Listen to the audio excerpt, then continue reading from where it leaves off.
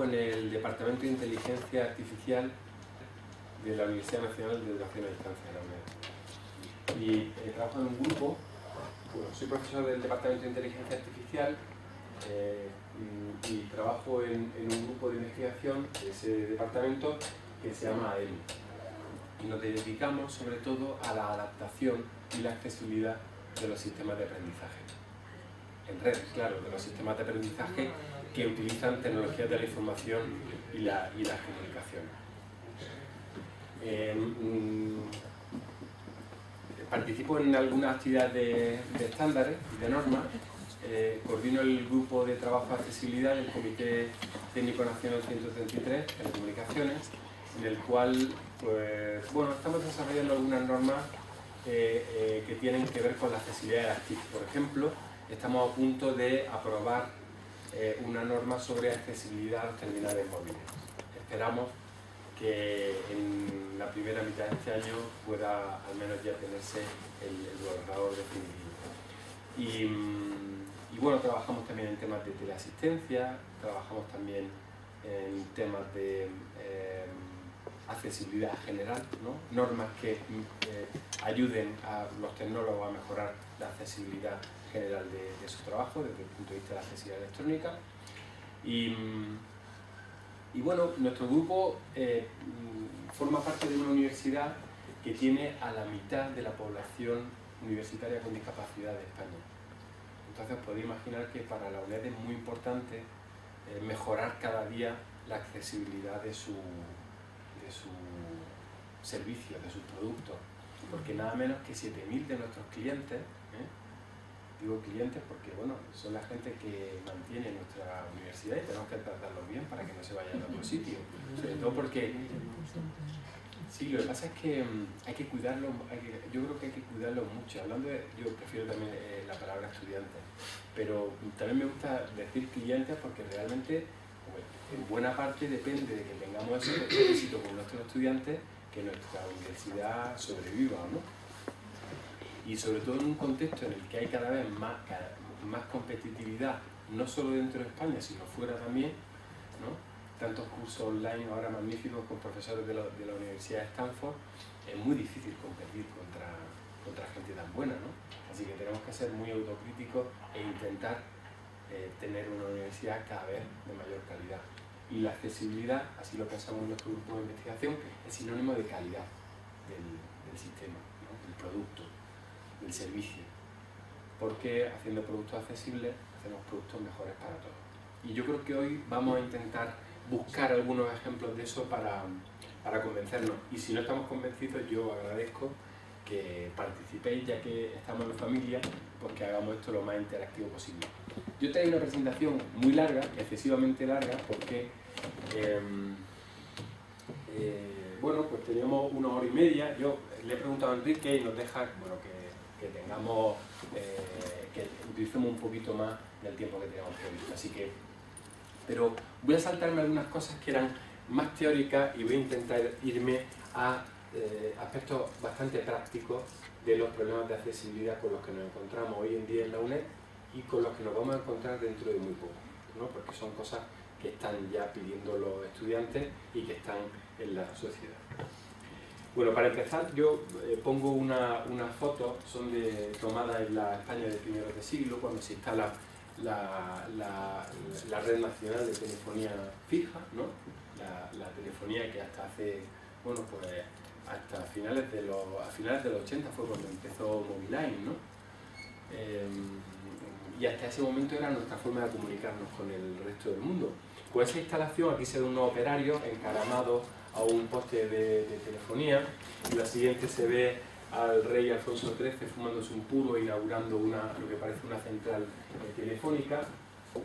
Y la siguiente, bueno, pues aquí tenemos con la iglesia hemos topado. Aquí se ve un cura bendiciendo una central telefónica que me recuerda mucho a la que hay entrando justo a este edificio, entrando a mano izquierda, hay un trozo de una central de un equipo de conmutación de una central telefónica, que muchas veces nos acordamos de los santos, ¿no? Cuando estamos en casa y nos falla la DSL y tenemos que enviar un archivo importante, pues sí que es verdad que uno se encomienda a que le haga falta para que no se caiga, ¿no? esta sesión de fotos la podéis ver mucho mejor en una colección de un fotógrafo que se llama Luis Marín, cuya colección pertenece a la Fundación Telefónica. Y yo ya me la encontré en un par de sitios de España, en Madrid, y la volví a encontrar en Valencia y la volví a ver porque es muy interesante a quienes... Yo soy ingeniero de telecomunicación por esta universidad, además. Gracias. Y bueno, pues me interesa mucho la historia de las telecomunicaciones, pero desde el punto de vista social es increíble, ¿no? Ver cómo era la España de hace unas décadas. Y bueno, y resulta realmente curioso. Hoy en día esa imagen bueno, ahora ya las telecomunicaciones no son tan evidentes, ¿no? Ya no hay postes de comunicación en las carreteras. Ahora todo circula o por fibra óptica, ¿no? Que ya va soterrada por ahí por algún sitio, pero de hecho las comunicaciones están cada vez más presentes en nuestras vidas, ¿no? Incluso en algunas prótesis que se nos implantan, por ejemplo, a quien tenga un desfibrilador implantable, pues tiene equipos de comunicación dentro de ese desfibrilador que indican el nivel de batería, si hay algún problema, se puede reprogramar sin necesidad, por supuesto, de extraer el desfibrilador. Se pueden hacer una serie de operaciones, con lo cual ya es como el poeta, ¿no? Que dice que tiene las telecomunicaciones en las entretelas, las tiene ya dentro de su ser. No sé si eso es bueno o malo, pero es la verdad.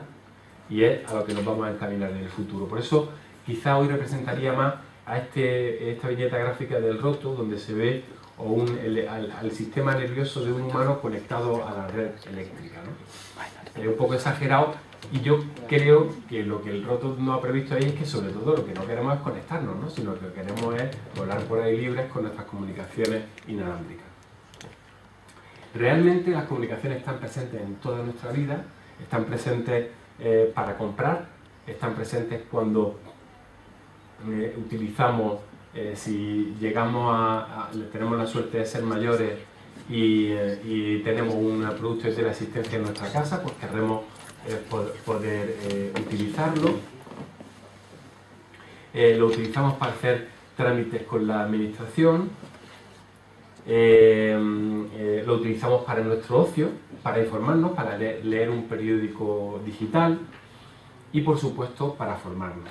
Y formarnos a lo largo de nuestra vida, porque ya se ha acabado eso de yo estudio una carrera y ya me olvido de aprender, sino que tenemos que estar reciclándonos, y por eso hoy en día se habla del aprendizaje a lo largo de la vida. ¿Todo el mundo tiene acceso a la sociedad de la información? Pues no. Hay diferentes tipos de acceso a la sociedad de la información. Por ejemplo, limitaciones geográficas en la disponibilidad. Pues yo, que soy granadino, si me subo a Sierra Nevada, al Picón de Jerez, por ejemplo, que es una zona así de Sierra Nevada, que no es la típica donde la gente esquía y todo eso, pues probablemente no tenga ningún tipo de cobertura, salvo que tenga un teléfono que funcione vía satélite, ¿no? O si te vas al desierto del Sáhara, pues igual te puede pasar lo mismo, ¿no? También hay limitaciones por género. Yo diría que no es el caso en nuestro país, sobre todo si acaso ocurrirá en entornos rurales, pero si te vas a un país donde las mujeres estén discriminadas, por ejemplo, a la hora de adquirir competencias básicas en la lectura y en la escritura, pues ahí hay una clara discriminación a la hora de utilizar las tecnologías de la información y las comunicaciones, porque la competencia en el lenguaje, tanto oral como escrito, es fundamental para acceso a la tecnología. La edad, pues también, hay barreras cognitivas, hay barreras de costumbre, ¿no? Por ejemplo, hay personas mayores a las que les da reparo utilizar la tecnología por si se rompe. Yo no sé si habéis visto eso, pero en mi pueblo, cuando vas a casa de una persona mayor, todavía a veces tienen la tele tapada con un cubrepolvo. Lo quitan cuando la van a ver, pero tienen un cuidado especial con la tecnología, no quieren que se estropee. Esa es una de las barreras. Otra barrera es que muchas veces los tecnólogos hablamos de la tecnología ensalzando sus características técnicas, que si tiene un procesador de 2.000 núcleos y si con no sé cuántos gigas, pero no qué funciones tiene, ¿no? En qué medida ese aparato o ese servicio nos ayuda a vivir mejor. Luego hay diferencias socioeconómicas, por supuesto, bueno, pues dependiendo del desarrollo económico de un país, hay mayores infraestructuras de telecomunicaciones y más baratas. Es una paradoja, ¿no? Pero tú te vas a Timor Oriental y a lo mejor una conexión buena de alta velocidad a internet, si la hay, que probablemente la haya, pues te costará varios centenares de dólares, ¿no? Con lo cual solo se puede permitir eso la élite del país. Diversidad funcional, otra barrera a la que nos vamos a dedicar hoy, ¿no? Cualquier humano funciona de una manera diferente, pues eso es inherente a nuestra naturaleza, ¿no? Y entonces, pues hay personas para las que los servicios no están tan disponibles. ¿Por qué? Porque no ven, porque no oyen, porque ven poco, porque oyen poco, porque tienen dificultad para caminar, porque tienen dificultad para agarrar objetos, porque tienen dificultad para comprender o para recordar, porque tienen momentos en los que tienen una época de ansiedad. Y bueno, pues vamos a ver cómo eso ocurre. En un encuentro de responsabilidad social tecnológica, yo creo que tiene sentido poner una estadística como esta, en la que vemos que hay países que tienen muy buena conexión a Internet. Aquí vemos una gráfica sobre los hogares que tienen conexión a Internet en los años 2009 y 2010 de la Comisión Europea. En la cabeza está Holanda, ¿no? Que tiene pues aproximadamente, por lo que se ve en la gráfica, un 90% de hogares conectados a Internet. España está un poquito por encima del 50%. Y Bulgaria, por ejemplo, pues probablemente ande alrededor del 25 o el 30. Y la media de la Unión Europea, pues aproximadamente es la de España, quizá un poquito superior a la de España. O sea que, como decíamos antes, no en todos los países de nuestro entorno tienen la misma facilidad para conectarse a Internet, y la conexión a Internet, pues en los hogares es un buen indicativo de cómo está el músculo tecnológico en cada país. Bueno, aquí el concepto que me parece importante a la hora de hablar de accesibilidad, de discapacidad o de diversidad funcional es, la OMS en el 2001 decía que la discapacidad era bueno, tener una deficiencia en tu cuerpo, en un órgano, en la estructura de tu cuerpo, y eso te imposibilitaba hacer una tarea, ¿no? Esa aproximación al problema quiere decir que si una persona tiene una lesión en la médula, pues no puede desplazarse, porque no puede andar, ¿no? Una persona que es ciega no puede leer un libro, ¿no? En el 2001 la misma organización añadió digamos, un matiz para mi parecer muy importante, ¿no? Porque dijo que eso era así, pero en el contexto de unos factores personales y unos factores ambientales, ¿no? De tal manera que si el contexto estaba bien adaptado, una persona con una lesión medular que cuenta con una silla de ruedas y además una rampa, pues como la que veis para acceder a este estrado, o un ascensor para subir de esta planta a la de arriba, pues no existe una discapacidad porque la persona puede desarrollar la tarea. Aquí lo importante es la tarea, ¿no? Una persona ciega puede utilizar un lector DAISY o un lector de pantalla en conjunto con un navegador web para conectarse a una página web de un periódico digital y leer los resultados de los deportes, por ejemplo. Ahora bien, tanto la rampa como la página web tienen que estar bien diseñadas. Si tenemos una rampa que tiene una inclinación demasiado alta, pues la persona en silla de ruedas puede tener un accidente, ¿no? Cualquiera, una rampa mal construida es peligrosa para cualquiera.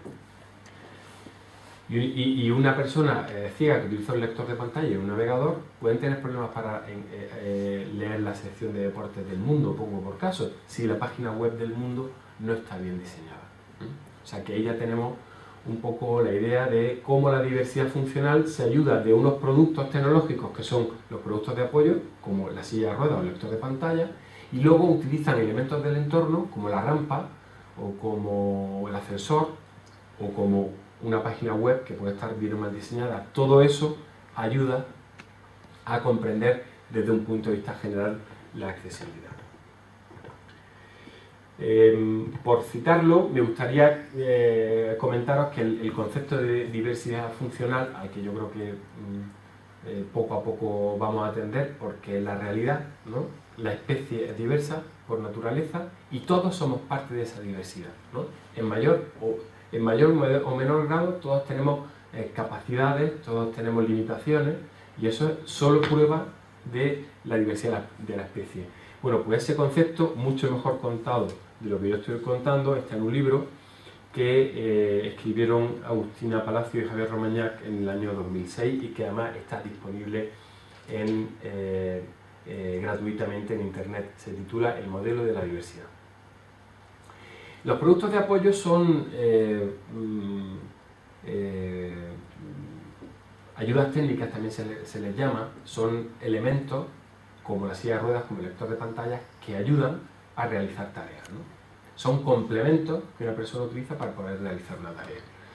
Se utilizan para potenciar capacidades, por ejemplo, una lupa, ¿no?, ayuda para que una persona que vea poco pueda ver mejor. Un audífono amplifica el sonido. Un predictor de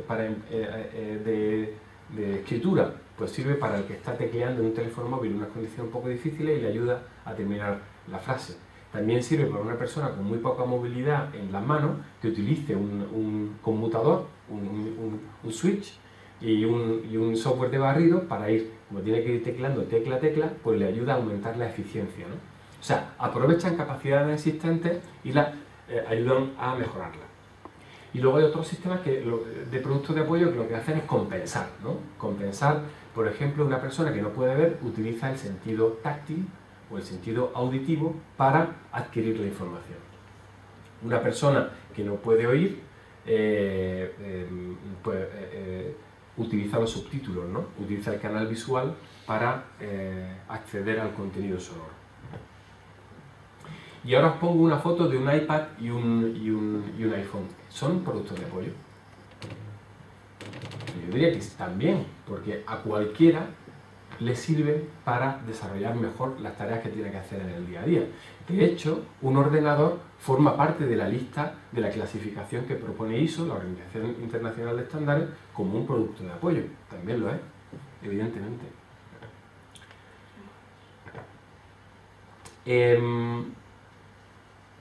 Mirad, aquí tenemos dos teclados de teléfono, ¿no? Uno tradicional, ¿no?, con relieve en las teclas del 5 para saber localizar a una persona ciega dónde está cada una de las teclas, y abajo tenemos una pantalla táctil, ¿no? Entonces, ¿qué pasa si se borran las teclas de los teléfonos? Arriba seguimos teniendo el teclado disponible porque tenemos un relieve en la tecla del 5 y nos deja orientarnos por el teclado. Pero ¿qué pasa si se borran los números o no podemos, por algún motivo, se rompe la pantalla de nuestro teléfono con pantalla táctil? Pues que no tenemos teléfono directamente, no podemos utilizarlo, porque no podemos identificar dónde están las letras. Ese es un ejemplo de un producto que está diseñado teniendo en cuenta la accesibilidad, como en el caso del teléfono móvil, donde por elevaciones, por un relieve, por un resalte en las teclas, permite que una persona se oriente. Bueno, pues el hecho de que las pantallas táctiles no fueran accesibles, al menos en su inicio, tiene sus consecuencias. Aquí, por ejemplo, veis un servicio que es un glucómetro, donde una persona se pincha para mirar su nivel de azúcar, lo conecta a su iPhone y eso le permite vivir con mucha mayor calidad de vida. Hay infinidad de estudios que demuestran que los diabetes mejoran mucho en el tratamiento de su enfermedad si se lo autogestionan. Bueno, pues una persona ciega hace 5 años no podía utilizar el iPhone porque no era accesible. Le ocurría esto que acabamos de ver, ¿no? No tenía un relieve en la pantalla que permitiera que una persona ciega se orientara entre los controles de la pantalla. Pues bueno, estamos viendo un beneficio de la sociedad de la información que puede ser interesante para todos, pero deja algunos usuarios fuera. Por suerte, este problema se solucionó con la versión 3 del iPhone y de una manera que vamos a ver a continuación.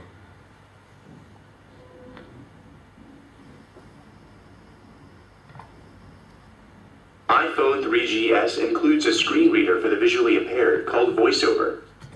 Os pido perdón porque el vídeo está en inglés, pero es que es un vídeo muy interesante y muy ilustrativo sobre cómo han resuelto la gente de Apple la accesibilidad de su dispositivo. It can speak a description of the item under your finger, so you can easily navigate to various apps and other functions by simply dragging your finger around the screen. Messages. 2 new items. YouTube. Stocks. Now. Conforme el dedo pasa por encima de la pantalla, el iPhone va cantando el título de la aplicación por la cual le estamos pasando el dedo en ese momento, ¿no? Weather. You'll hear a click as you move between items. Se oye un clic cada vez que nos movemos de un ítem a otro, de una aplicación a otra. Apps. Item. Setting. Voice. Note. Stocks. You can also flick left and right with one finger to move sequentially through all of the items on the screen. A sound effect lets you know when you've wrapped to the next line. Maps. Weather. Voice. Fijaos, esto me parece como la base del éxito de esta aplicación. Realmente ahora, ¿qué está haciendo el usuario? Con un gesto de su dedo índice está pasando de un icono a otro, pero realmente ahora da exactamente igual dónde, porque el problema habíamos dicho que era saber dónde están los controles de la pantalla. Ahora eso es independiente, el usuario no tiene por qué saber, simplemente deslizando su dedo índice sobre la pantalla de izquierda a derecha, hace que el foco de la aplicación, el foco de la app, que la app que tiene el foco vaya pasando de una a otra, secuencialmente. Entonces el usuario va oyendo sin necesidad de saber dónde tiene que tocar en la pantalla. Memos. Weather. Maps. Stocks. A VoiceOver cursor provides a visual indication of the item being described. As you add new apps, additional home screens are created as needed. Tap 3 fingers to hear how many home screens there are and which one you're on. Page 1 of 3. Otra cosa importante de las interfaces de hoy en día, ¿no? Cómo los gestos significan distintas cosas. Antes, pasando el dedo de izquierda a derecha o de derecha a izquierda, el dedo índice, significaba que pasamos de una aplicación a otra. Ahora, poniendo 3 dedos encima de la pantalla, significa otra cosa distinta. Eso antes no era posible, porque las pantallas táctiles solo estaban un punto de interacción con el usuario, ¿no? Era una matriz, ¿no?, que seleccionaba por características eléctricas, ¿no?, resistivas o capacitivas, un punto de la pantalla. Ahora podemos detectar multigestos, ¿no? Multitouch se llaman estas interfaces. Eso permite que haya un vocabulario más rico de comunicación entre la persona y el ordenador. Flick 3 fingers to the left or right to move between the home screens. Page 2 of 3. Page 3 of 3. Qué bueno eso de pasar de una ventana a otra arrastrando, ¿no? Eso lo sabe hacer hasta mi hijo, que tiene 2 años y medio, y lo único que le pasa es que ahora los retratos de fotos que tenemos en casa también le hace lo mismo y espera que la foto pase para el lado y le sigue la siguiente. 3. USA Today. You can press the concave home button on the front of the iPhone to Era return to simplemente the un main home ejemplo para ver que, bueno, que algo que nos parecía hace algunos años como imposible, ¿cómo van a ser las pantallas táctiles accesibles para las personas ciegas? Bueno, pues se puede. Lo único que hace falta es buena tecnología y sobre todo un buen diseño, ¿no? Y desde luego eso a la gente de Apple no le falta. Le faltan otras cosas, ¿no? Le falta una arquitectura abierta, le falta un poquito más de transparencia, pero desde luego buenos diseñadores no le faltan. Bien, un poco que ahora que hemos visto, bueno, pues ejemplos de problemas de accesibilidad, soluciones a esos problemas de la accesibilidad, qué pensamos que es la accesibilidad y qué relación tiene con la diversidad funcional y con los productos de apoyo, vamos a ver un poco cuáles son los retos de accesibilidad en el e-learning, ¿no? Que para eso es por lo que hemos venido aquí. ¿Qué hacen los estudiantes en una universidad? Bueno, pues van a clase, en las nuestras no, aunque hay unas cosas que se llaman tutorías que son muy importantes para los estudiantes de la UNED. Van a una clase, tienen ahí un profesor tutor que le explica cosas, le resuelve dudas, o sea que también hay alumnos de la UNED que van a clase. Hay gente que eso no lo sabe, pero es muy importante, una parte muy importante de la UNED. Los estudiantes luego acceden a materiales de aprendizaje, tienen que comunicarse con sus compañeros para hacer trabajo, para hacerles consultas. hacen consulta a los profesores sobre cuestiones que no han entendido de la asignatura, sobre cuándo es la fecha de un examen, cómo tienen que entregar un trabajo, se desplazan por el campus, ¿no? Viven en el campus, tienen que utilizar aseo accesible, hacen prácticas, o sea que tienen que observar ordenadores, tienen que utilizar material de laboratorio, un osciloscopio, por ejemplo, tienen que programar en un ordenador y luego, lo más tenido, tienen que participar en actividades de evaluación, los exámenes. Pues sí, los exámenes también tienen implicaciones en la accesibilidad. Los exámenes hay que hacerlos accesibles para todos. Alguna de la información que voy a daros aquí la extraemos de un proyecto que algunos de vosotros conocéis, que se llama el proyecto U4All, que es un proyecto de la Unión Europea que ha trabajado en pensar en una arquitectura de servicios de información y cómo implantar esos servicios para mejorar la accesibilidad en las universidades. Bien, pues han trabajado en él 15 socios. Por ejemplo, ha participado la universidad más grande de Europa, que es la Open University del Reino Unido, que es un poquito más grande que la UNED. Ha participado la UNED, ha participado, por ejemplo, un organismo de investigación alemán, que es el Fraunhofer Institute. Ha participado la Universidad de York, que son muy buenos en interacción persona-máquina. En fin, un buen consorcio que ha trabajado durante bastante tiempo en este tipo de cuestiones, ¿no?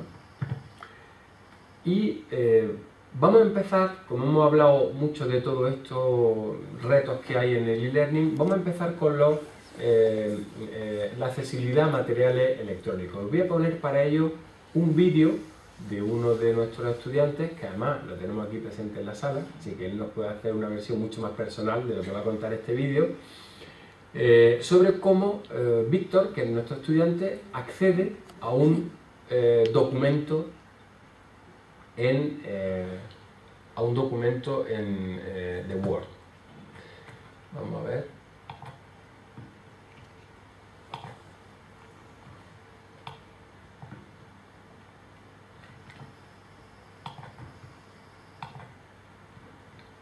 Perdóname porque tengo que buscar justo el punto. Víctor Alberto Lorenzo, estudiante de Ciencias Empresariales de la UNED. Este es nuestro. Cualquier cosa pues lo va diciendo a través de la tarjeta de sonido. Voy a buscar el punto. Es lo que para buscarlo se puede realizar de dos maneras. Va a utilizar un documento de Word. Ir al escritorio con las fechas cuando lo encuentres al ladente, o también otra opción es pulsar la inicial del documento y ya irías a él. El usuario utiliza el teclado para manejar el ordenador. Interfaces de usuario del hogar digital subrayado prueba. Este es, no está haciendo prueba. Interfaces de usuario del hogar digital subrayado prueba Microsoft Word. Vista diseño de impresión, cuadro de edición. Ya se ha abierto y vamos a ver lo que contiene. En blanco. Curso 2 puntos hogar digital y factores. Humanos punto. El hogar digital como apoyo a la vida. Independiente. Normalmente en documentos largos pues es muy aconsejable pues navegar por la estructura para elegir concretamente lo que quieras. El ordenador muestra la lista de encabezados de sección. Por ejemplo, Víctor ha conseguido con su lector de pantalla, que es esa voz que veía ahí sintética, escuchar el contenido de un documento. O sea, él está leyendo, ha leído el título, pero dice, para documentos largos me interesa mucho navegar por el contenido del documento. ¿Es suficiente tener un documento en formato electrónico para que lo lea el lector de pantalla? Pues no.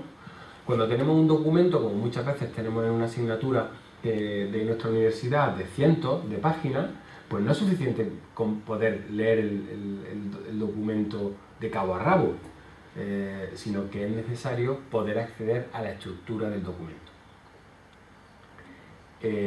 ¿Eso cómo se consigue? ¿Alguien utiliza los estilos de encabezado, los estilos de título aquí cuando hace un documento de Word? Yo creo que sí, ¿verdad?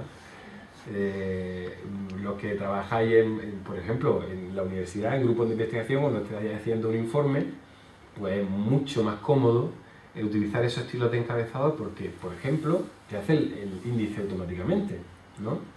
Cuando cambiamos una sección de sitio o eliminamos una sección o añadimos otra, Solo tenemos que darle un botoncito y magia, sale ese índice perfectamente actualizado.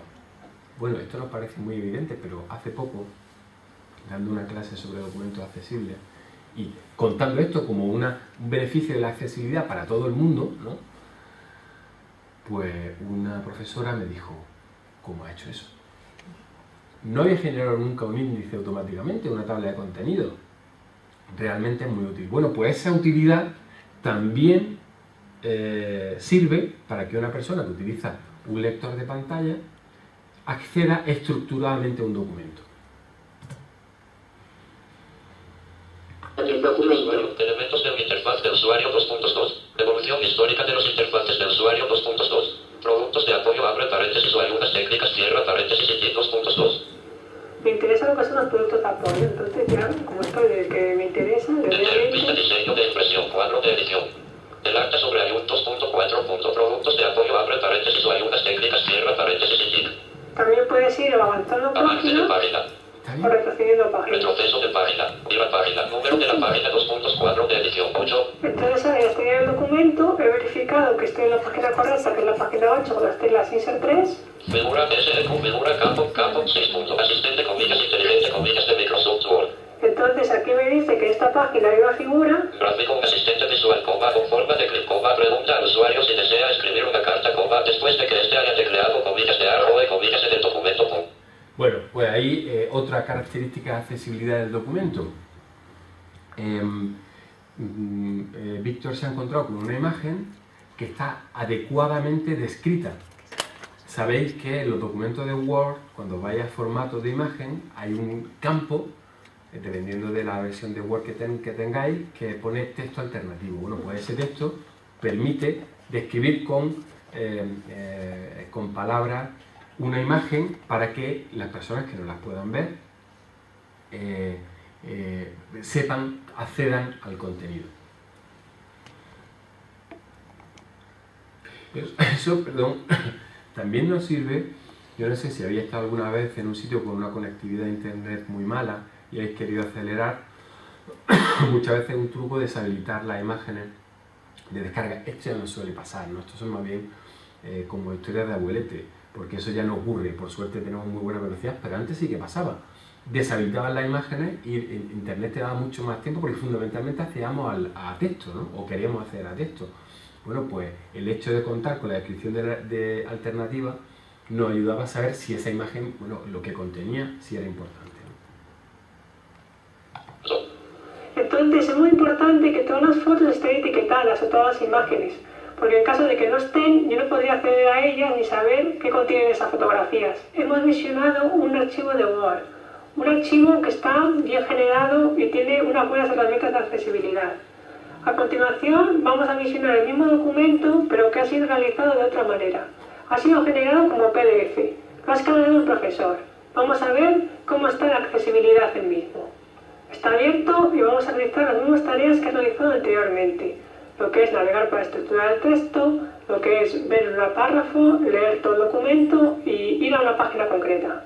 Víctor utiliza el teclado. 0 enlaces. No tiene enlaces, No se han encontrado encabezados. no tiene descabezados, Interfaces de usuario del hogar digital. Interfaces de usuario. no tiene texto. Interfaces de usuario del hogar digital subrayado imagen. Me dice lo mismo. Yo entiendo que es completamente inaccesible. Bien, bueno, pues Víctor lo ha dicho. ¿Qué tipo de documento es el que ha abierto en este caso Víctor? Pues un documento en el que el profesor, en vez de generarlo siguiendo criterios de accesibilidad mínimos, pues lo ha escaneado. Un documento que tenía a lo mejor como un libro en su mesa, lo ha fotocopiado, lo ha escaneado y se lo ha enviado a sus alumnos de esa forma. ¿Qué ocurre? Hemos perdido toda la información. Ya no hay forma de acceder al texto. Habría una, que es pasándolo por un OCR, que es un reconocedor automático de caracteres, y eso permitiría leerlo. Pero nos encontraríamos en esa situación que comentaba antes, en la cual el documento no tiene estructura y por tanto hay que leerlo de cabo a rabo. No te puedes mover por los capítulos y subcapítulos del documento. Bueno, pues ya vemos que un documento exactamente con el mismo contenido es totalmente inaccesible. Este documento además sería un documento de muy poca calidad para cualquier estudiante. ¿Por qué? Pues porque no puedes buscar un término, por ejemplo.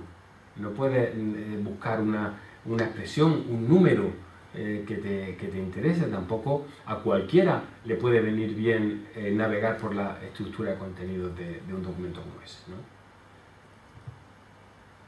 Pues bien, el proyecto EU4All, una de las cosas que se descubrieron en una encuesta que participaron más de 1000 profesionales en todo el mundo, ¿no? España, Italia, Reino Unido, Grecia, Alemania, Canadá, Estados Unidos, cuando se preguntaba a los profesionales de la enseñanza universitaria con respecto a cómo estás de satisfecho desde el punto de vista de la atención que se le da a la discapacidad en tu institución, ¿cómo estás de satisfecho? Se le preguntaba por varias cosas. Bueno, el apartado en el que menos satisfechos estaban era con el conocimiento que los propios profesionales tienen de los productos de apoyo y de las adaptaciones. Y ese es uno de los principales problemas. Los profesionales de la universidad todavía, primero, no sabemos que tenemos estudiantes con discapacidad en nuestra aula. Segundo, no sabemos qué necesidades tienen esos estudiantes con discapacidad y por tanto no conocemos los efectos perversos que tienen algunas de las cosas que sabemos, que no lo hacemos por maldad, pero no, las cosas que hacemos simplemente no funcionan. El profesor que ha generado un documento escaneado y se lo envía a los alumnos no se da cuenta de que eso es absolutamente inaccesible para algunas personas y de muy pobre calidad para todos, ¿no? Pero sobre todo muy poco accesible. Entonces, puede ser uno de los primeros problemas, la falta de formación en accesibilidad que existe hoy en día en nuestra universidad. Otro tipo de imagen, otro tipo de contenido que tenemos en los contenidos educativos, las imágenes, ¿no? Pueden formar parte de un texto, por ejemplo, de un diagrama con el que queramos ilustrar. ¿Cómo describiríamos esta imagen a nuestros amigos Víctor y Ana que tenemos aquí en primera fila? A ver, algún voluntario o voluntaria. Esto es un taller, hay que participar. A ver, por allí. Pues es un paisaje parece que es seco, montañoso, pero al pie de las montañas hay un pequeño lago. Muy bien, yo lo habría descrito tal cual tú lo estás describiendo. Pero ¿qué pasa en educación? En educación depende del ámbito en el que nos estamos moviendo. O sea, por ejemplo, esa descripción que acabas de hacer sería perfectamente válido para una noticia en un periódico. Pero ¿qué pasa si la persona está estudiando ciencias ambientales?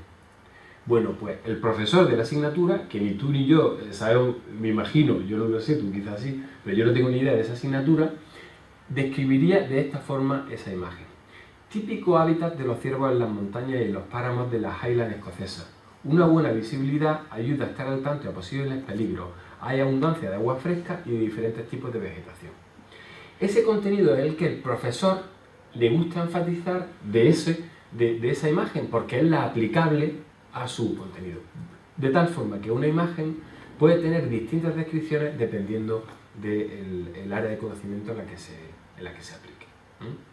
Estamos acostumbrados a ver ese tipo de descripciones, por ejemplo, pues no sé, si le ocurre en la prensa, pero puede ser también en otro tipo de medios de comunicación o de contenido de recursos, y tenemos que ser conscientes de que en educación, por ejemplo, cuando se presenta una gráfica de barras, ¿no?, a nuestros estudiantes, una estadística sobre población con diferentes accesos a las nuevas tecnologías, por ejemplo, ¿no?, y esa asignatura es importante en nuestra, ese contenido es importante en nuestra asignatura de, por ejemplo, de empresariales, pues tenemos que describir y tenemos que ir, bueno, gráfica de barras donde se analiza la disponibilidad de los hogares de Internet en cada uno de los países de la Unión Europea. España, 55%, Bulgaria, 30%, Holanda, 90%. Y tenemos que describir exactamente la misma información que esté disponible para una persona que ve. vamos a ver más adaptaciones para texto. Tenemos aquí una adaptación que se llama Daisy. El Daisy es un libro digital. Bueno, olvidad decir algo que por favor que me gustaría que tengáis presente. Paradme en cualquier momento cuando queráis hacer cualquier comentario, cualquier sugerencia, pregunta. El Daisy es un libro digital, generalmente utilizado como alternativa sonora al texto escrito, pero como hace poco unos compañeros me dijeron en una charla, no solo sonora, Daisy también se lo puede utilizar en braille. Y tiene un formato digital. Tradicionalmente, esto ya existe desde hace mucho tiempo, lo que se conoce como el libro hablado.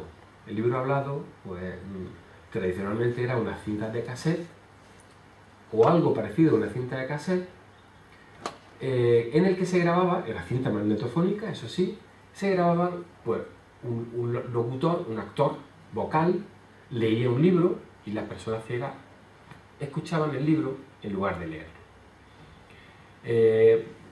¿Qué pasaba con eso y cuál es la ventaja de Daisy con respecto a ese formato? Pues la misma, o aproximadamente la misma, de la que disfrutamos cuando escuchamos un CD o escuchamos una cinta donde grabamos antes nuestros discos de vinilo. ¿Qué pasa con las cintas? Porque tienes que escucharla de cabo a rabo. No puedes navegar por las distintas canciones. En un CD sí puedes navegar por los capítulos, ¿no?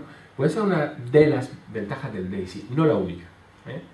Pero el Daisy tiene un formato digital, permite la estructuración de contenidos, permite la navegación entre contenidos de una manera fácil y rápida.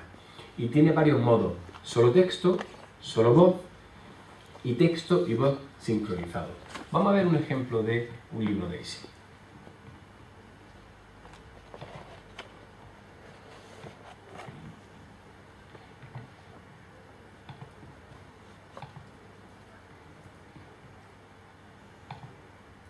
Carlos Javier Cortina, estudiante de Psicología de la de voz y magnífico.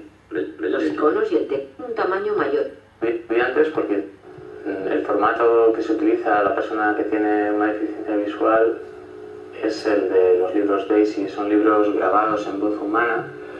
En mi caso la labor la hace la ONCE también y consisten en una serie de archivos que te permiten la navegación por niveles para poder localizar la información de forma más rápida. Se puede hacer o bien a través de un reproductor Daisy estándar o bien a través del ordenador, que puedes insertar el disco en el ordenador y hay una serie de reproductores que te lo leen. Carlos usa un atajo de teclado para iniciar el Daisy.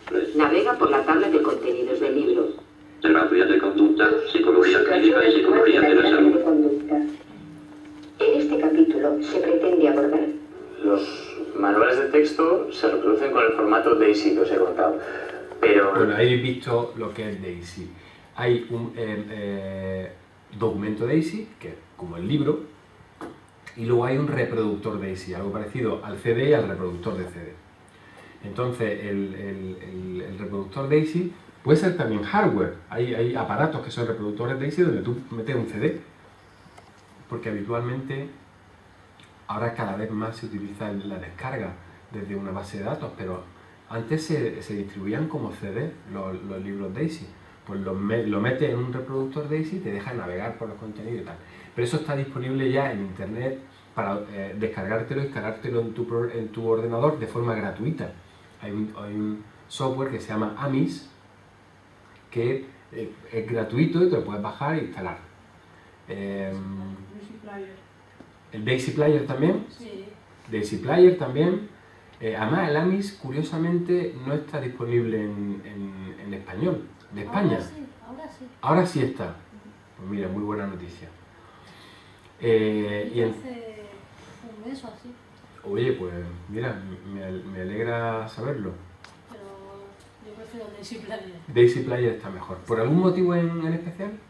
Porque a mí algunas veces algunos de los controles no te los verbaliza y no los encuentras desde el ordenador.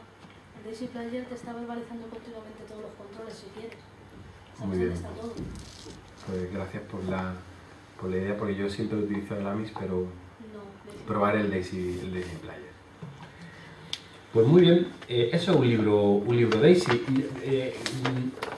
Hay que hacer una salvedad a lo que hemos visto, y es que no solo es voz humana, también se pueden generar Daisy con voz sintética, y eso es muy interesante. ¿Por qué? Bueno, pues porque tú puedes generarte tu propio Daisy. Si tienes una voz en el ordenador del mismo idioma en el que tienes tu documento, por ejemplo, te puedes instalar un plugin para Word y generar documentos Daisy a partir de Word. Eso sí, que el Word esté bien estructurado, que tenga una buena estructura de documentos, porque otra vez vemos la ventaja de tener un documento bien estructurado. El Daisy que genera, entonces está bien estructurado. Si tu documento Word no tiene estructura de títulos de encabezado, imposible que el documento Daisy resultante tenga esa estructura. Otra cosa importante, el Daisy está evolucionando hacia un formato de libro digital que todos conoceréis, o a lo mejor os suena, que se llama EPUB, que es uno de los formatos de libro digital que se espera que se consoliden.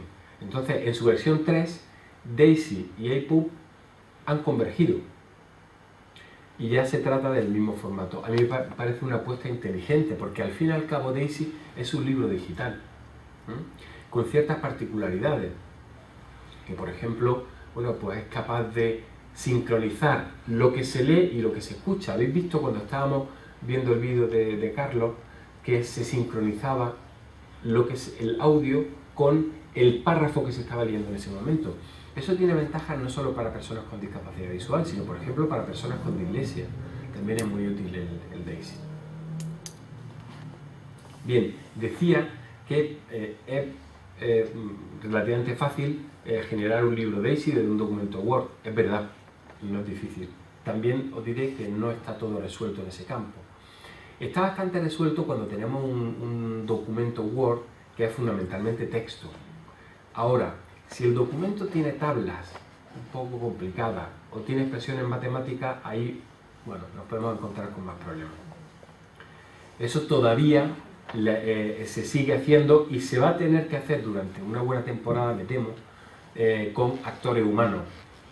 Un actor humano que, por ejemplo, lee la fórmula matemática, ¿no? Ahí, por ejemplo, los 11, cuando tiene que leer libros, imaginad, de mecánica cuántica, no es lo mismo leer un libro de matemática de primaria que leer un libro para un estudiante de cuarto curso de física, ¿no? Pues ahí hay que buscar a lectores, ¿no?, de esos libros que sean gente que sepa leer una fórmula matemática, de química o de física o de lo que sea. Bueno, que sepáis que hay una herramienta que se llama Save as Daisy, guardar como Daisy, y que si ponéis eso en Google, ahí lo tenéis disponible para instalarlo gratuitamente en vuestro ordenador. Ahora, si queréis generar en Daisy un documento en castellano, tenéis que tener una voz en castellano, porque habitualmente, por ejemplo, si tenéis un ordenador que tenga Windows, la voz que tiene todo ordenador en Windows está en inglés, no en castellano, al menos mi versión de Windows. Entonces, si intentáis generar un documento en Daisy con vuestro ordenador, os vais a encontrar que habla como el de los anuncios de Fritos, Pure Maíz o algo así, ¿no? O sea, lee es un motor de síntesis de voz inglés, con lo cual no sabe pronunciar el castellano. Tenéis que buscar una voz en castellano para que lea adecuadamente ese texto. Por ejemplo, te puede servir si tú tienes instaladas las voces de Loquendo en castellano. Las voces de Loquendo, que además son muy buenas, no son tan metálicas como la del sintetizador de voz que hemos visto antes. Lo que pasa es que esas voces hay que comprarlas, imagino, ¿verdad? Bueno, también las puedes cranear. Okay. Te lo digo por experiencia propia. De hecho, yo lo que he hecho es al JAWS, el sintetizador este que estábamos escuchando antes, yo a mi JAWS lo tengo hablando con la voz de Loquendo ahora mismo. Ajá. Se puede. La voz es horrible, la voz de JAWS. La voz de JAWS es muy metálica, ¿no? Sí. Entonces, pues bueno, o sea, que ya sepáis que hay trucos. Yo no digo nada, que esto es como se está grabando, pero bueno, no, pues, es que cada uno se busca la vida como puede. Los hay. A verlo, haylo, ¿no? En internet. Sí. Y bueno, yo creo que también ese poco a poco será un sector en el que haya trabajando más gente en código libre, ¿no? Y en voces que ojalá sean libres. La verdad es que las voces que existen hoy actualmente, por ejemplo las de Locuendo que decía, hay voces muy buenas, ¿no? Hay voces realmente agradables, ¿no? De escuchar. Un tipo de texto un poco especial, la notación matemática, la notación científica. ¿Qué pasa con ese tipo de texto? Bueno, pues que a diferencia del texto estándar, digamos, la notación matemática está ordenada bidimensionalmente. No se puede leer de izquierda a derecha. La estructuración de esa expresión matemática tiene un contenido que afecta a cómo hay que interpretar esa información. Por lo tanto, una expresión matemática como esa, pues nosotros podríamos grabarla en un libro DAISY, por ejemplo, o añadirla como una descripción alternativa en una imagen de un documento nuestro matemático. Si ponemos el contenido matemático como una imagen, pues describiríamos en este caso la solución de una ecuación de segundo grado. X igual a menos b menos raíz cuadrada de b cuadrado menos 4ac. Todo lo anterior en el numerador, dividido por 2a. ¿No? Esa es la ecuación de segundo grado. Entonces habría que describir esto, pues diríamos literalmente, ¿no? Uno escribe esa descripción alternativa. Bueno, ¿qué existe hoy? ¿Qué herramienta existe hoy para hacer esto un poquito más automático? Bueno, pues hay un lenguaje de marcado que se llama MathML, derivado de XML, y que permite estructurar una expresión matemática o científica, bueno, con arreglo de una serie de etiquetas definidas en ese lenguaje de marcado. Ahí pongo un ejemplo de cómo de parte de la descripción de la solución de la ecuación de segundo grado. Bien, MathML es una forma de representar contenido. Hay dos tipos de MathML, uno que se llama de presentación y otro de contenido. Habitualmente el que hoy está disponible es el de presentación. Mucha gente dice que el interesante es el de contenido, yo también lo creo porque es el que va realmente a la semántica de la expresión matemática. Pero en fin, hoy en día el MathML nos permite encontrar algunas soluciones de representación de contenido matemático. Vamos a ver un ejemplo con un material que amablemente Víctor Alberto, ya veis que Víctor Alberto para nosotros es una auténtica joya, porque nos enseña muchas cosas y nos da información que nos resulta muy útil. Bueno, pues tenemos aquí un archivo que le facilitaron a él, que es un archivo de Word, en el cual, bueno, pues es un archivo de estudios empresariales, este es un archivo de ejercicios de álgebra, ¿no? Bueno, pues entonces tiene matrices. Vamos a arrancar el JAWS, el lector de pantalla, para ver qué tal lee este documento que le pasaban a él.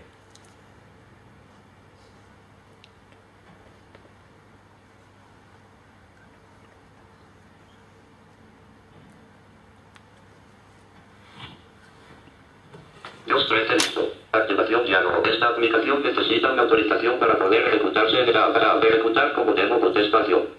Autoevaluación, matrices, sistemas y espacios vectoriales, abre corchete, modo de compatibilidad, cierra corchete, Microsoft Word, vista diseño de impresión. El documento contiene 42 objetos, cuadro de edición. En la matriz gráfico Ecadium.dsmt 41,38 centímetros de anchura por 1,27 centímetros de altura, las variables X y Z y T pueden tomar los valores 0 y 1, abre paréntesis ambos. Bien, vamos a repetir lo que ha dicho, sobre todo la primera parte, dice, en la matriz gráfico Ecadium.dsmt 41,38 centímetros de anchura por 1,27 centímetros de altura, las variables X y Z y T pueden tomar los valores 0 y 1, abre paréntesis ambos. Bien, ahí hay una matriz de 2 columnas y 2 filas que el programa de lector de pantalla lo interpreta como una imagen, dice que es un gráfico, no puede saber nada más. Dice que es un gráfico y dice equation o equation, dice que yo intuyo que debe ser el programa o alguna etiqueta que ha generado el programa, porque hay programas que te permiten escribir en matemáticas, ¿no? Es que generar símbolos matemáticos y luego generarlo con una imagen. ¿Cuál es el problema? Pues que esto es inaccesible, porque una persona que utiliza un lector de pantalla no puede acceder a ese contenido en absoluto. Ahora voy a contar... Matemáticas, vista elementos, lista seleccionable múltiple, autoevaluación, matrices. Bien. Windows Internet Explorer, conectando, punto. Rico. Entonces, en primera página. Y entonces lo que vamos a hacer...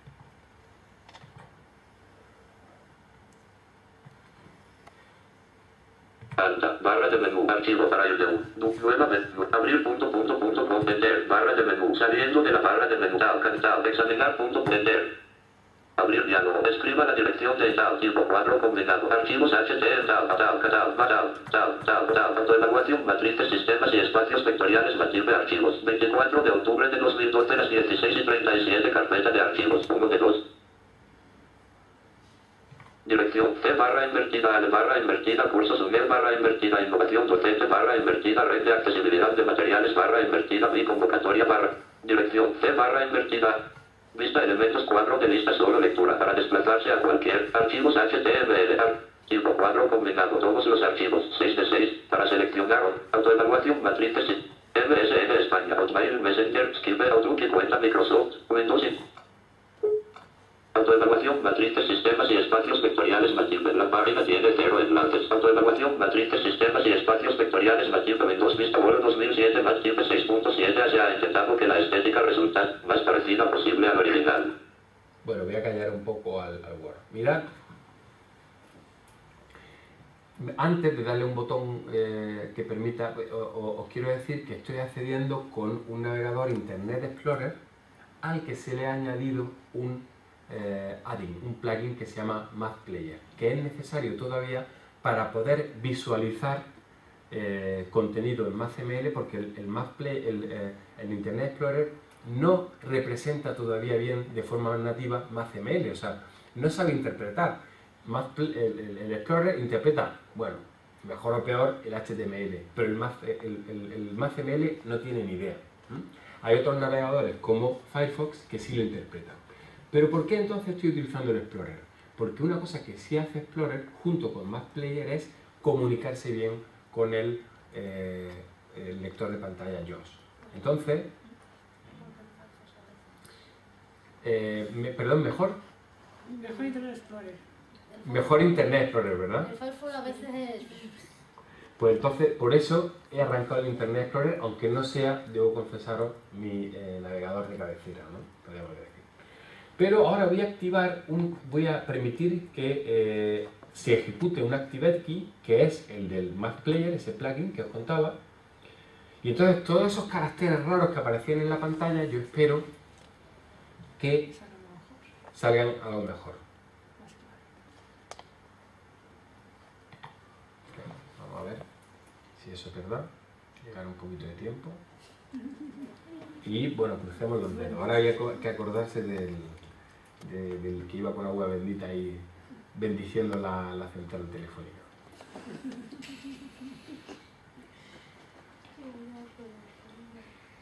Bueno, mientras está en ello, ¿cómo hemos generado? Bueno, parece que aquí está.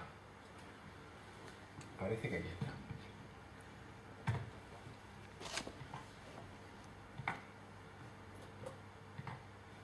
En blanco, C barra invertida, L barra invertida, cursos UNED barra invertida, innovación docente barra invertida, red de accesibilidad de materiales barra invertida, mi convocatoria barra invertida, materia, Windows Internet Explorer. Bueno, ese es el archivo que ha abierto el Internet Explorer. A la vista de los elementos que resulten más problemáticos se puede tratar de mejorar los resultados, por ejemplo si expresiones del tipo A igual 0. En blanco. 1. En la matriz. Matriz con dos filas y dos columnas, fila columna 1, X, columna Y, fila columna 1, Z, columna T, fin de matriz las variables X. Bien, ahí hay un cambio bastante considerable. primero, ya no te dice simplemente que es un gráfico y no te lee nada más. Ya sabemos que es una matriz con 2 columnas y 2 filas. Con lo cual ya hay un acceso, digamos, parecido al que se tiene de manera visual. Vamos a seguir un poco más. Coma y coma, z y se puede tomar los valores 0 y 1, abre paréntesis, ambos con probabilidad, cierra paréntesis. ¿Cuál es la probabilidad de que la matriz mayúscula sea escalonada? Ahí hemos visto que se ha comido algo. Hay un medio que no ha leído. Ese símbolo, un medio, está también representado con MathML, pero por algún motivo hay un problema. Bien, sigue habiendo problemas, no está todo resuelto. Si siguiéramos leyendo este documento, no lo vamos a hacer porque es un poco largo, hay todavía algunos símbolos matemáticos que no están disponibles. ¿Por qué? Bueno, porque todavía, entre otras cosas, porque MathPlayer todavía no está disponible en idioma español. Solo está parcialmente traducido. Entonces, por ejemplo, este caso de este símbolo es uno de los casos que yo intuyo que no está traducido. Puede ser también que por algún motivo no se interprete bien. Bien, este es uno de las vías para hacer accesible la matemática. No es la única. Os voy a decir por qué no es la única. Primero, está comprobado científicamente que este acceso que estamos haciendo por voz a las matemáticas está bien porque empieza a solucionar el problema, pero no es el óptimo. Las personas ciegas que acceden a las matemáticas prefieren, en general, obtienen mejores resultados académicos accediendo por un canal auditivo, pero también por canal táctil. ¿Por qué? Para esto se utilizaría una línea braille. ¿Qué ocurre con la línea braille? Bueno, pues en la línea braille tú puedes, digamos, parar el tiempo, puedes explorar una expresión matemática, tal y como hacen las personas que ven, por ejemplo, separar una expresión matemática en otras partes más simples, ¿no? Descomponer es una estrategia habitual para entender una expresión matemática compleja. Entonces, esa exploración táctil, dicen los estudios y dicen también los expertos de la ONCE con los que hemos podido hablar, es fundamental, y hacia ahí es donde nosotros queremos encaminar nuestra investigación, ¿no? Un poco pensamos que el acceso a través de JAWS, a través de un lector de pantalla y utilizando MathML es interesante, pero hay que seguir también investigando por la otra vía. Menú 4 de bus, cerrando menús, JAWS. Yo no sé si queréis, Ana, Víctor, hacer algún comentario, porque vosotros sois, Ana no lo sé, pero Víctor sí sé que es estudiante de alguna asignatura con contenido matemático. ¿Algún comentario, Víctor? No, en principio no, no adelante. Está muy bien, pero hay que avanzar sobre ello. Hay que avanzar, desde luego que sí.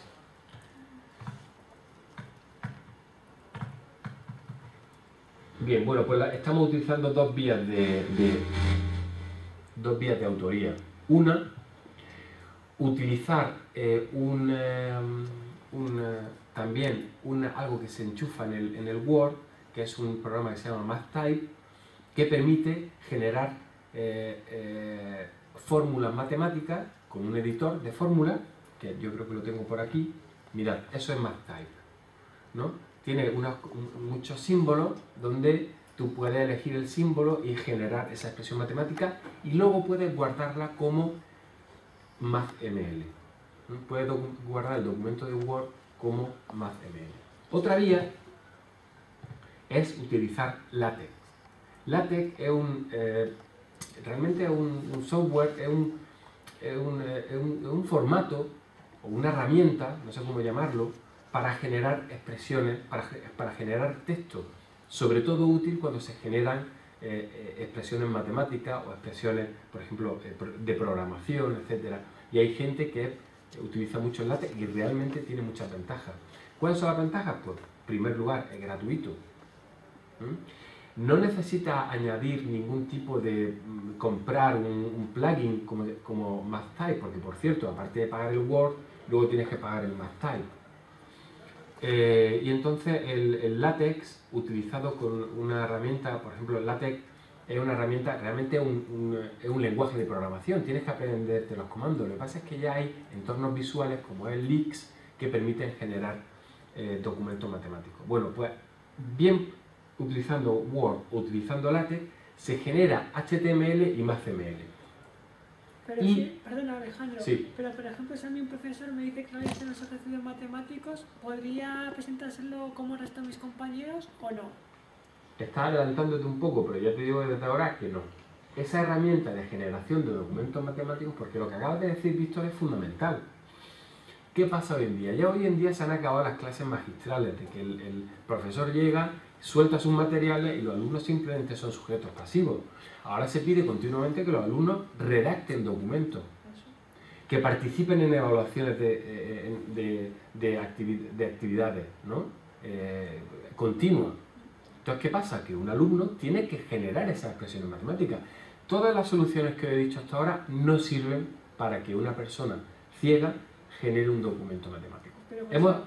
Hemos visto solo la vía del profesor, que además un profesor, suponiendo que no tiene ninguna discapacidad visual, genere documentos que puedan ser accesibles para los alumnos.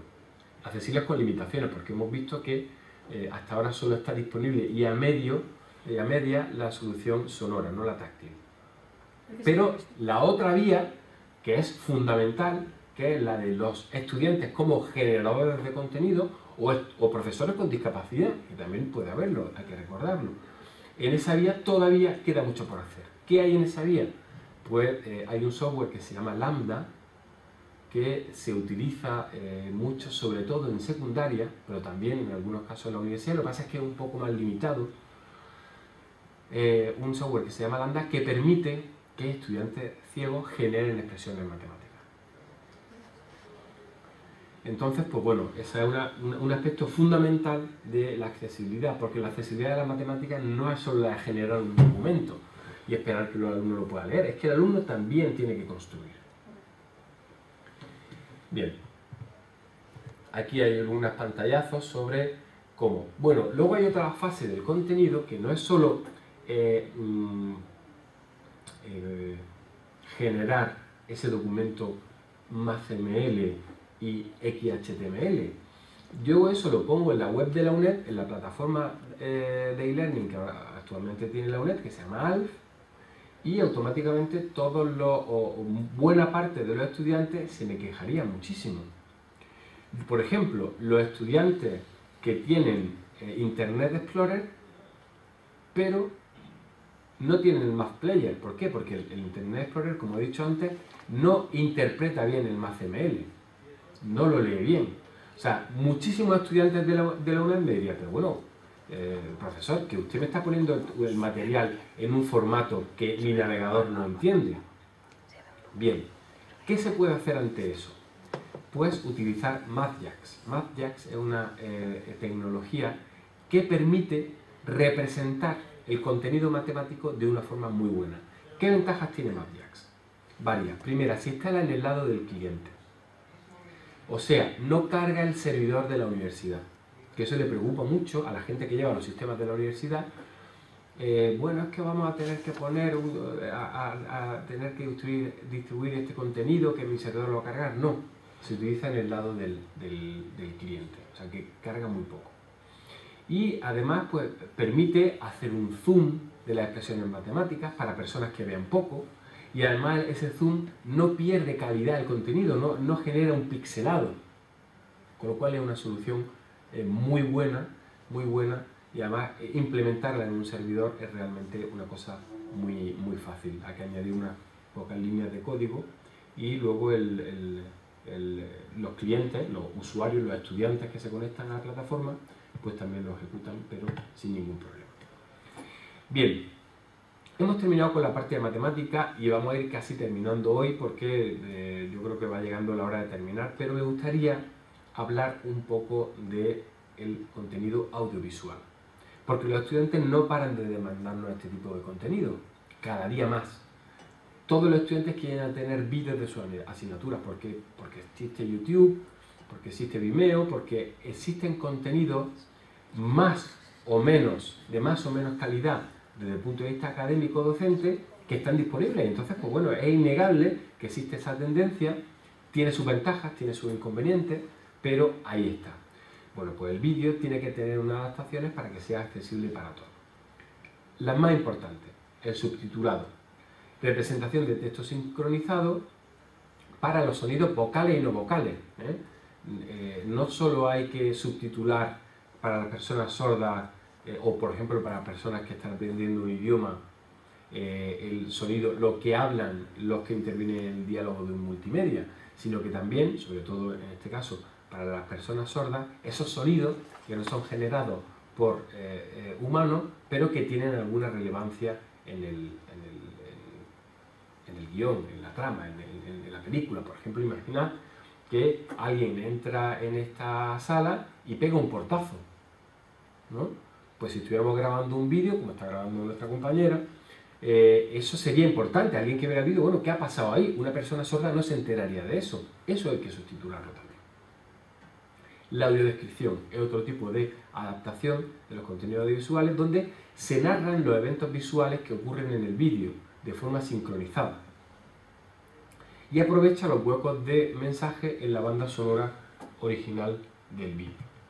Bueno, en todos estos vídeos que hemos estado viendo hoy,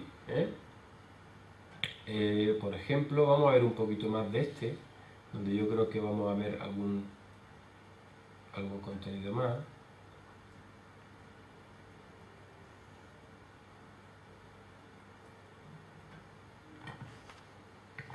Tema 4. Habilidades terapéuticas. Carlos espera el autobús con sus auriculares puestos. Las técnicas y procedimientos. Bien, esa voz que acabáis de escuchar es una voz de audiodescripción. Esa voz es siempre la misma, siempre se utiliza la misma voz para hacer la audiodescripción a lo largo del vídeo y describe algo que si a las personas que no ven, que están en esta sala, esa voz no lo contara, no podrían acceder. ¿Por qué es importante? Por ejemplo, en este vídeo educativo estamos hablando de las ventajas del DAISY, ¿no? Y entonces resulta que, o de un archivo de texto generado como un MP3. Y en este caso, Carlos está sentado en una parada de autobús y mientras espera el autobús está escuchando su lección de un tema de psicología. Bueno, ese contenido no está verbalizado en el vídeo, por lo tanto, una persona que no vea, pues no puede acceder a ese contenido.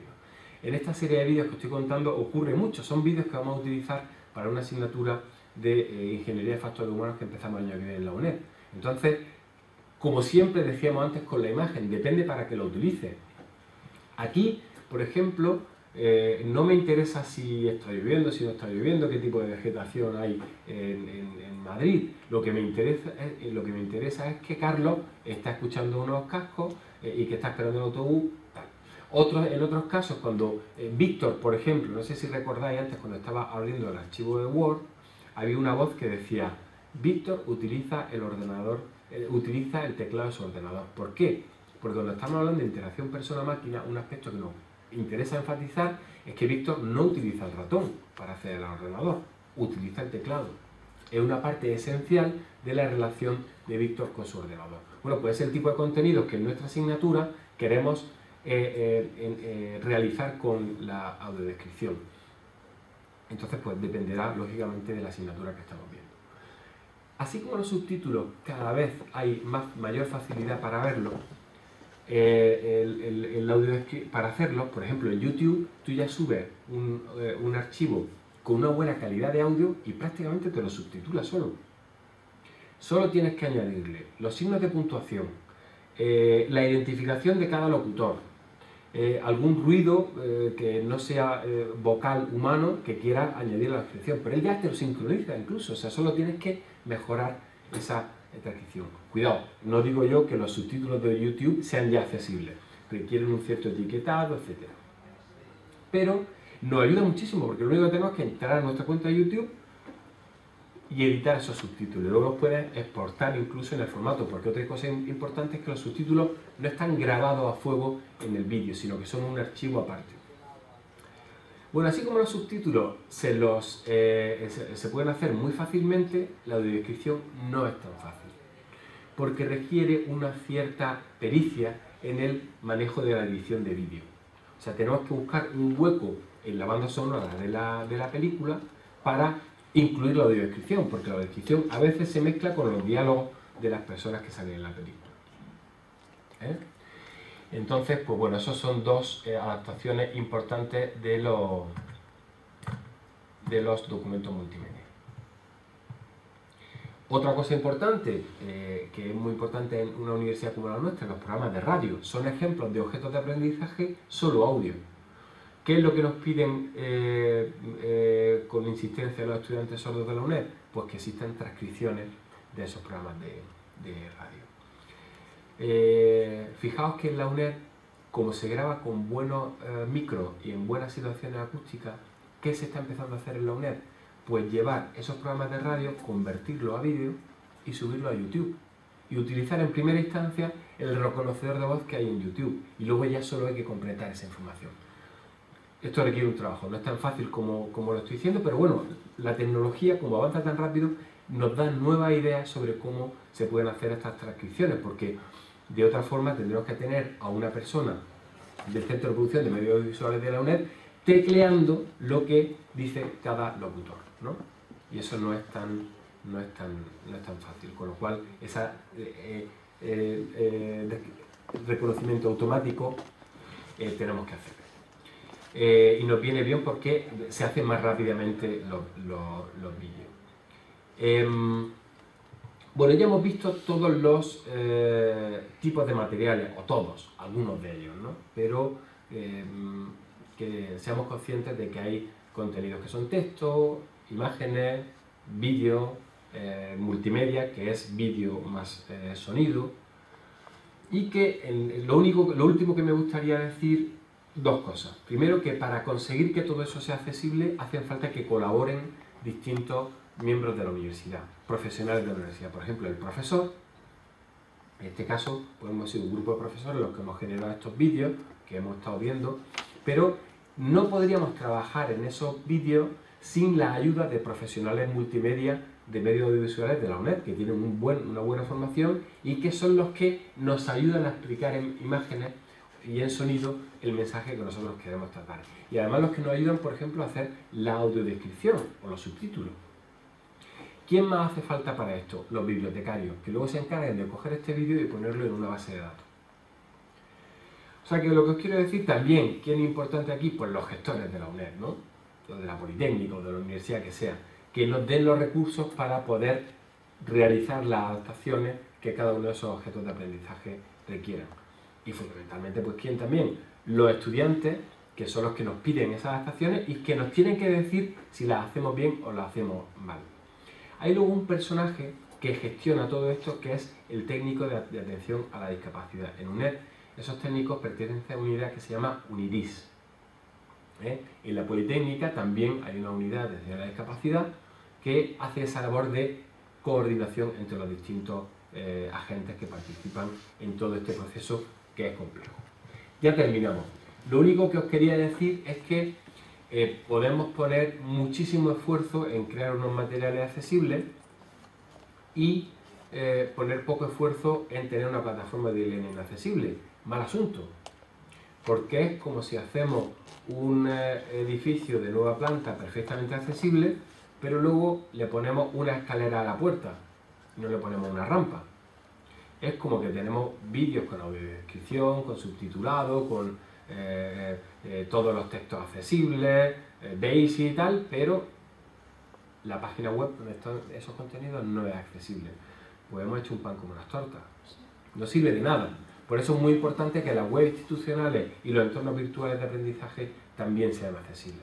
Eso es otro tema para el que necesitaremos otro taller, pero yo me conformaría con que bueno, pues sacamos de aquí con unas cuantas ideas.